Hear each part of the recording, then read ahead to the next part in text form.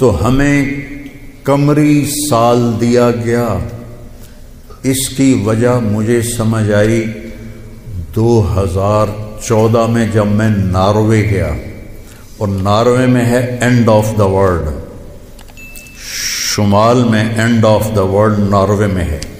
میں وہاں گیا، اس علاقے میں 2 مہینے سورج نکلتا نہیں اور 2 مہینے ڈوبتا نہیں، تو کیلنڈر جو شمسی ہے وہ فیل ہو جاتا ہے۔ رات ہے لیکن سورج نکلا ہوا پتہ نہیں دن ہے یا رات، دن ہے سورج نکلا ہوا پتہ نہیں دن ہے یا رات ہے۔ تو کئی علاقے ہیں ایسے اوپر شمال میں جہاں سورج کا کیلنڈر فیل ہو جاتا ہے۔ تو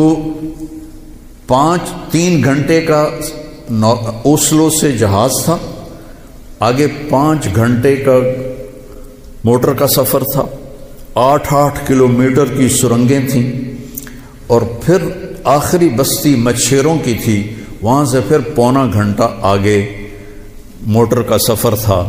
تو جب ہم وہاں پہنچے تو وہ جون جولائی سورج ڈوبتا نہیں، 1 اگست کو ڈوبنا شروع کرتا ہے، اور ہم 4 اگست کو پہنچے، اور شروع میں بس 1 تاریخ کو ایسے ڈوبتا ہے ایسے نکل آتا ہے، پھر 2 کو تھوڑا سا وقفہ کرتا ہے، 3 کو تھوڑا سا وقفہ کرتا ہے۔ 4 اگست کو 20 منٹ کی رات تھی، چونکہ میں 4 اگست کو کیوں مجھے یاد ہے، 4 اگست کو 20 منٹ کی رات تھی، اور ہم وہاں پہنچے تو ابھی ہم نے مغرب بھی پڑھنی تھی، عشاء بھی پڑھنی تھی، اور سورج نکلنے سے پہلے فجر بھی پڑھنی تھی۔ تو یہ ایک انوکھا واقعہ میرے ساتھ آیا ہے جو شاید ہی کسی اور کے ساتھ پیش آیا ہو، یا میرے ساتھ جو ساتھی تھے وہاں میں بھاگا، اور ریلنگ تھی اس کے ساتھ کھڑے ہو کر میں نے اذان دی۔ مجھے اللہ کی مخلوق کو 2 دفعہ دیکھ کے ہیبت طاری ہوئی۔ ایک ماؤنٹ ایورسٹ کو دیکھا کہ وہ پوری طرح ننگا تھا، چوٹی خالی تھی، دیکھ کر میں بالکل گم ہو گیا، جس کے کیل اتنے بڑے ہوں وہ اللہ کتنا بڑا ہوگا۔ اور ایک وہ جب میں اینڈ آف دی ورلڈ پر پہنچا تو اس کا وہ منظر دیکھ کے میں گم ہو گیا۔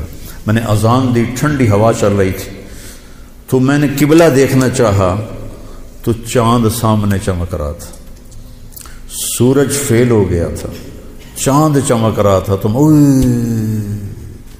آج سمجھ میں آیا کہ اللہ نے ہمیں چاند کا کیلنڈر کیوں دیا ہے، کہ میرا نبی سارے زمانے کا نبی ہے۔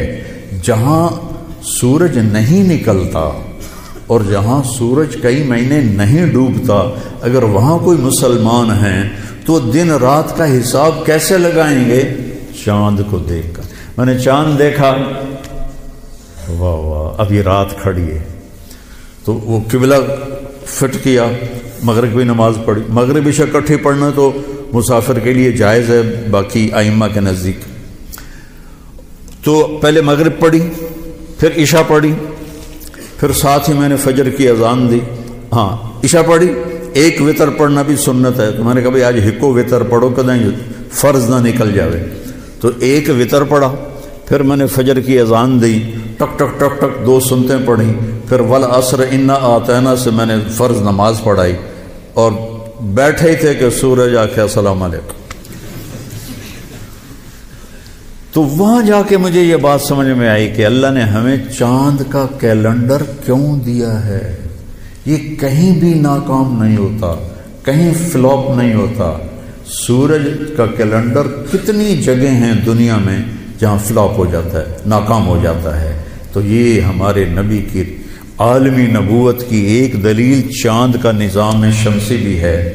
تو بھائیو میں بہت ساری باتیں وقت کے متعلق بتا گیا، کہنا تو یہ تھا کہ ہندسہ بدلا ہے تو اپنے آپ کو بھی بدلیں، توبہ کریں اپنے رب کی بارگاہ میں، اور گناہوں سے توبہ کریں۔ پتہ نہیں کب عاصم کی طرح کس کو موت اٹھا کے لے جائے، تو نہ جانے بلا لے پیا کس گھڑی، تو کیا کیا کرے گی کھڑی دن کے دن، نہ جانے بلا لے پیا کس گھڑی، پتہ نہیں کب موت کا ڈنکا بج جائے۔ تو بھائیو اس سے پہلے توبہ کرو، اپنے رب کی بارگاہ میں جھکو، فرائض ادا کرو، 5 نمازیں پوری پڑھو، جھوٹ نہ بولو، سچ بولو، دھوکہ نہ دو، دیانتداری سے چلو، بدکاری نہ کرو، نکاح کرو۔ یہ نشے نہ کرو، حلال پیو، حلال کھاؤ، حرام نہ کماؤ، حلال کماؤ، ماں باپ زندہ ہیں تو ان کے آگے اف بھی نہ کرو، بیوی بچوں سے حسن سلوک رکھو، روب جمانا نہیں، ماں باپ سے کہتا ہوں اولاد کی عزت کرو، اولاد کو عزت دو، انہیں ڈانٹ ڈپڑ سے نہ چلاؤ، پیار سے چلاؤ۔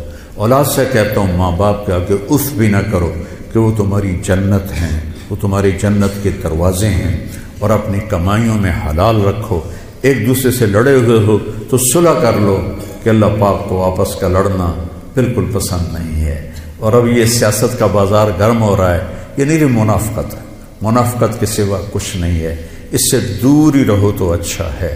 اور اگر کہیں کوئی سیاست کا کسی کو شوق ہے تو پھر اپنے مخالف کی بدخوئی نہ کرے، اس کی برائی نہ کرے، اس کو گالیاں نہ دے، اس کو برا بھلا نہ کہے، ورنہ اپنی آخرت خراب کرو گے۔ یہ ایم پی ایم این اے ٹکے بک رہے ہیں تو ان کی کیا حیثیت؟ آج کل کے وزیروں کو کون پوچھا؟ وزیر اعظم کو کوئی نہیں پوچھتا تو وزیروں کو کس نے پوچھنا؟ جب میں لاہور پڑھتا تھا تو مغربی پاکستان ہوتا تھا ایک صوبہ، اور اس کا گورنر تھا امیر محمد خان اکیلا، اور پورے مغربی پاکستان کے 11 وزیر تھے۔ ان کا روب بھی تھا، ان کے پاس پاور بھی تھی، ان کا پروٹوکول بھی تھا، وہ دیانتدار بھی تھے۔ کیا کریں، اپنے اوپر ہی روئیں، آنسو بہائیں۔ تو بھائی توبہ کرتے ہو سارے؟ کہو میرے ساتھ، یا اللہ میری توبہ، پھر کہو یا اللہ میری توبہ، پھر کہو یا اللہ میری توبہ۔